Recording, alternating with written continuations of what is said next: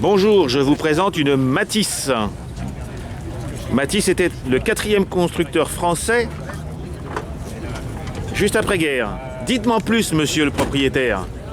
Vous resterez anonyme, bien sûr, mais je veux absolument partager avec mes amis cette beauté. Matisse était un Strasbourgeois qui a été le 4e constructeur français entre les deux guerres, mais qui est relativement, ses voitures sont relativement inconnues. La marque est très peu connue. Et pourtant, avant la guerre de 14, il a, je dirais, mis le pied à l'étrier à Bugatti. Ah, carrément. C'est lui, en 1905-6, qui était à l'époque le plus gros garage européen.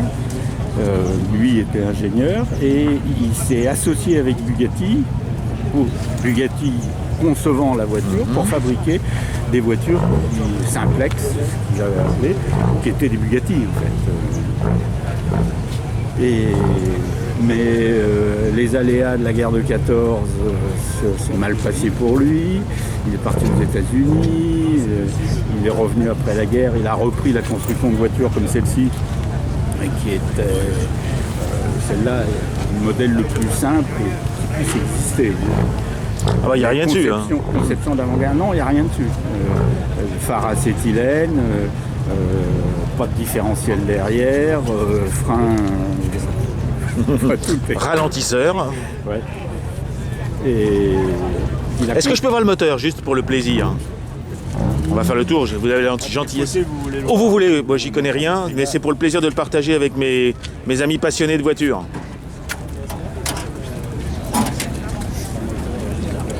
Il n'y a pas grand-chose dans le caveau. Il est où le moteur?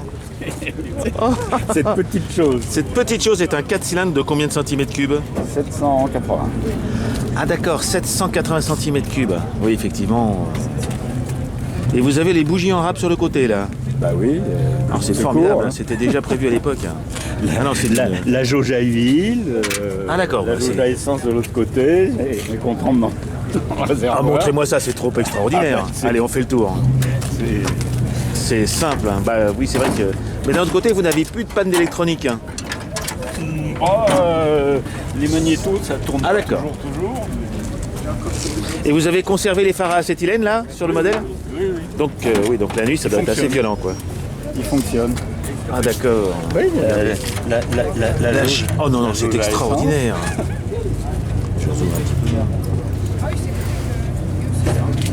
Ah, c'est extraordinaire. Et en entretien, qu'est-ce qu'elle vous demande? Bon, je sais de l'huile. Beaucoup de travail. C'est vrai? Oh oui, c'est tout le temps. Il y a tout le temps des problèmes. Pardonnez-moi. Oui. Vous roulez actuellement avec des pneus dont les caoutchoucs sont très bons.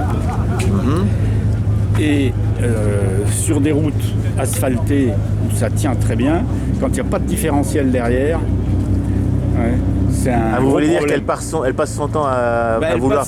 Elle passe son temps à ce que l'arbre de transmission qui est dedans prend des charges pour lesquelles il n'était pas prévu. Ah oui, donc il se casse. Ah oui, ça c'est vache ça. Ah, moi je pensais que vous aviez une tenue de route aléatoire, mais c'est pas seulement ça le problème. Il y a aussi une tenue de route aléatoire, c'est autre chose. Ah d'accord, donc en fait les routes sont de trop bonne qualité pour une voiture sans différentiel. Bah vous voyez, vous m'apprenez quelque chose. Bon, vous avez ce qu'on appelle un coffre. On parlait de coffre de voiture. Oui, voilà, le terme est exact, c'est un coffre. Mais il semble que elle a été avec 2 roues de secours à plat sur la tôle qui est sous le coffre. Donc ça, c'était une évolution déjà... C'était pratique. Ah non, mais c'est pour formidable. aller pique-niquer le dimanche. Et combien de vitesses, au fait, vous m'avez pas dit? 4 vitesses. 4 plus vitesses. la marche arrière. Ah bah, c'est évident. Non, parce qu'à l'époque, il y a très peu de voitures qui avaient 4 vitesses. Elles étaient toutes en 3 vitesses à cette époque. D'accord. Ça, c'était... Il y a 4 vitesses et il y a une des particularités, c'est qu'il y a des vraies lames complètes, pas des demi. Beaucoup de voitures de l'époque avaient des demi-lames. D'accord. Ben écoutez, vraiment merci beaucoup pour cet engin. Comme ça, par exemple. Alors là, La attendez, trèfle qui était- c'est une trèfle ça? C'est une trèfle un peu plus récente. Enfin, c'est une C3. C'est pas une vraie trèfle. Un peu plus récente que la mienne. Ah, elle a une n'a pas- demi-lame, hein. Et D'accord. voilà.